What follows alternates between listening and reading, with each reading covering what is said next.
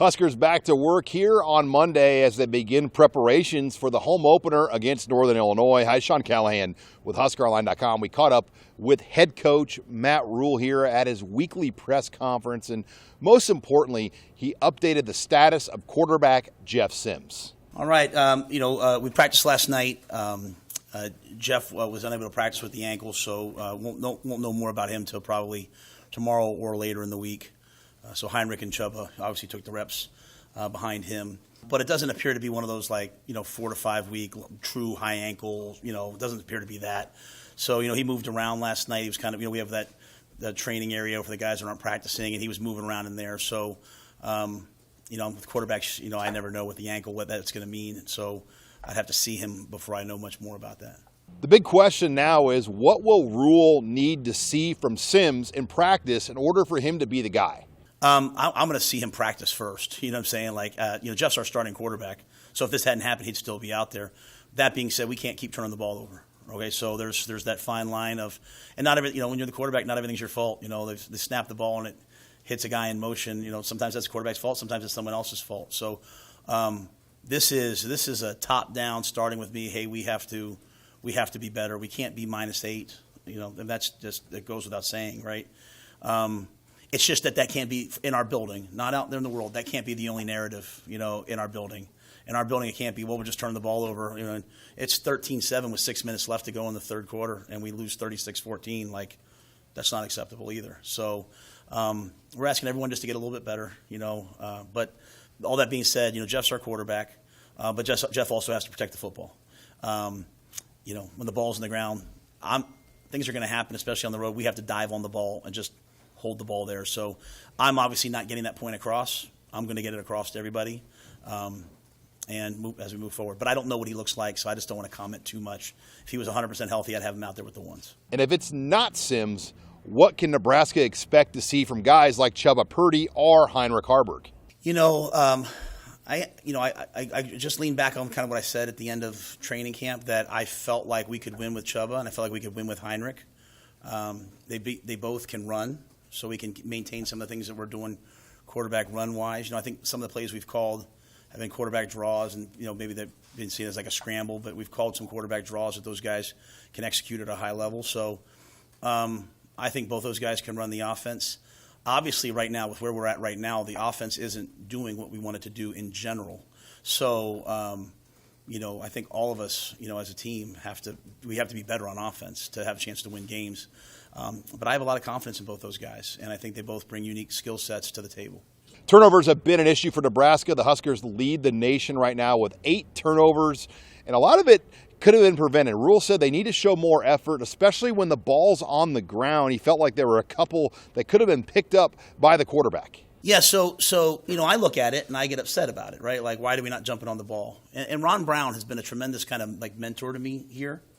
And, I go out to practice every night. Coach Darlington's out there, watches practice. And Coach Darlington will talk about, hey, we had the punters and kickers tackle. Coach Osborne came to practice last week.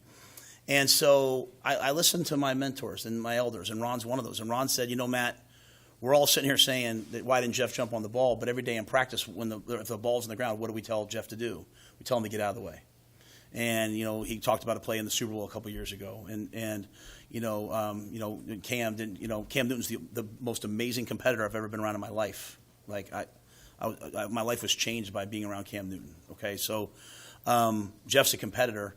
So Ron's point was like, well, why don't we practice that? Why don't we practice having the quarterback dive on ball? Obviously, we can't do it in the flow of a team period. Or, I was at Penn State when Kerry Collins, as a sophomore quarterback, dropped the snap and went down to pick it up, and a defensive lineman broke his hand, and all of a sudden he was out for the year. So Ron's point was we should be training that. And I've never thought about that. I haven't had that problem before, but my job's to fix the things that are happening. So I know Jeff would never not go get the ball. I just think Jeff tried to reach down because he wanted to make a play. The kids want to win so badly, but it's like, hey guys, it's the ball's on the 32-yard line. You know what I'm saying? Let's just dive on the ball. Let's kick the field goal and let's go up 3-0. So we're learning how to win. It's painful right now. It's painful. I get it. Everyone's painful, but we're never gonna waste a crisis. You know what I mean? We're not gonna waste these losses. We're gonna learn from it. This week, Northern Illinois comes to Lincoln. This is a team, though, that won here against the Huskers in 2017. They've got some veteran faces like seventh-year quarterback Rocky Lombardi, former Michigan State starter, as well as some local players like Cade Haberman. We're going to face an excellent team that came here in 2017 and won. Northern Illinois is a winning culture. Programs are either winning or losing programs, in my opinion. And so Northern Illinois is a winning program led by a man who won there as a player and is now winning there as a coach. They went to Boston College and they won the game at Boston College, beat an ACC team. Obviously, they played a rivalry game last week. They lost the game. They turned the ball over 3 times.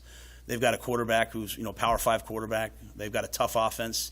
You should see their D-line. It's as good a D-line as we faced. So I'm not setting anything for anything other than I think we have a good team. We're doing things that are causing us to lose. We have to fix those things. It's just so incremental to me that I'm just right here in the moment right now.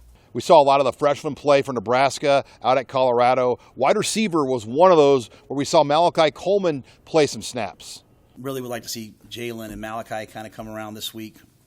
We're playing them, so it's their time to go. And but I'd like to see us be a little more aggressive in those areas. Their opportunities will come based upon like the week, how they prepare during the week. They're still freshmen, and they're still learning.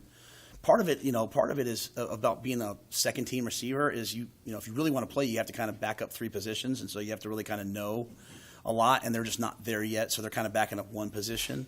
We took advantage of Jalen's skill set in the first game by getting him the reverse. Didn't get anything like that called this week. But I think Jalen Lloyd can play. I think Malachi can play for us. It's just, again, if we're playing 55 snaps, they're not going to play probably a ton. We'd like to have a game where we play 70, 75, 80 snaps so we can get them on the field a little bit more. But they have to have really good weeks of practice, preparation. We take a test on Friday. That test has to be excellent. The guys that are freshmen that are playing really well, the ones that came in mid-year, like Cam Lenhard, Prince Will, those guys that came in mid-year, they went through the culture, they know everything. When you see the way they're playing, other than Riley, you see the way that they're playing, the process works.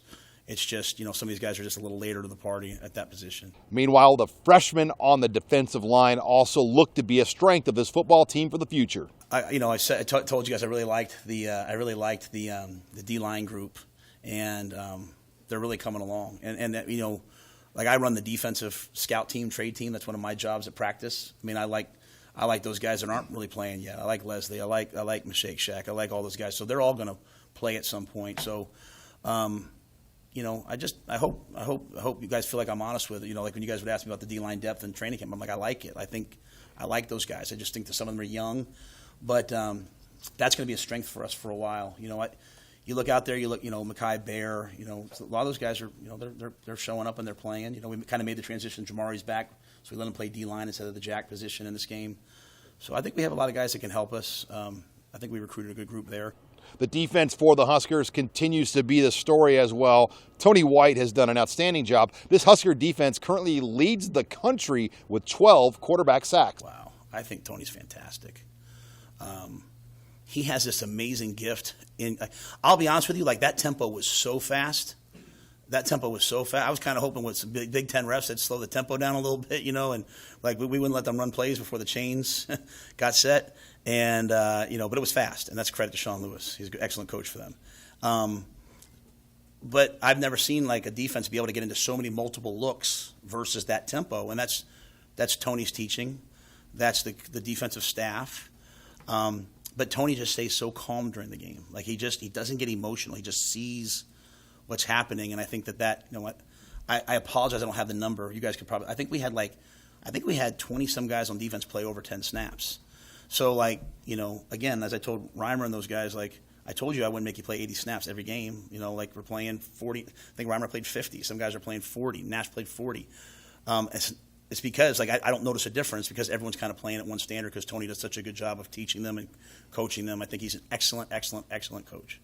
After that Colorado game, there was a lot made of the midfield brush-up between the Husker players and Buff quarterback Shedeur Sanders. Every game, Matt Rhule and their team come into the stadium. They say a prayer at the 50-yard line. In fact, he invited Sanders to come join the prayer, but after the game, that thing appeared to take on a life of its own. We do it every stadium. We go there, we pray for blessing. When they came in, I asked them if they wanted to, I asked Shedeur if he wanted to pray with us. I pray over every. I'm a public official, but I can have my own faith. And I say pray. We take a moment of team. Like it's not. It's we have Muslim guys. We have non-believers. We just take a moment as a team and just. I want that field to be safe for everybody. At the end of the game, no one's going to tell me who I am. At the end of that game, they told me, "Hey, we're going to run right off the field, and they're going to storm the field." And I said, "Absolutely not, absolutely not, absolutely not. I don't care if I get beaten up by a mob. I'm running across that field, and I'm shaking Coach Sanders' hand." So no, people can say when you're losing, people are going to say all kinds of things about you. I know exactly who I am. I know exactly who I am, and I'm coaching this team with class, and I'm not changing. And I went over there and I shook that man's hand. I whispered in his ear, and I've never disrespected an opponent a day in my life, and never will. So. And then finally for Matt Rhule, this will be his first time coaching a game at Memorial Stadium. It's been a long wait, but he's glad it's here. It'll be amazing. It'll be amazing. I came here for a reason.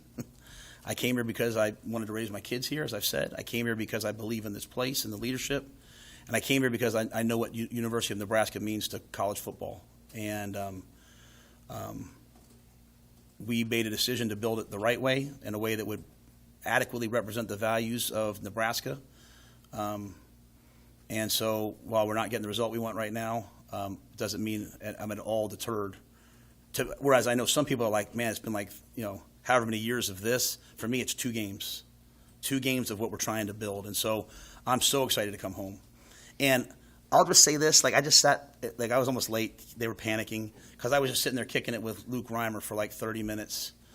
The fact that he's bought into what we do on defense without knowing if it would work or not, and having a lot of success in another defense, I hope people understand, what he's done for me, what he's done, he's helped me make this transition. So, yeah, I absolutely love it here. Hope that we're here for a long time. And being there, my wife, my kids, it'll be special for me. Rhule also did say on the injury front, Blaze Gunnarsson is nursing a shoulder, but should be able to play this week. Reporting with the Nebraska football team in Lincoln, I'm Sean Callahan of HuskerOnline.com.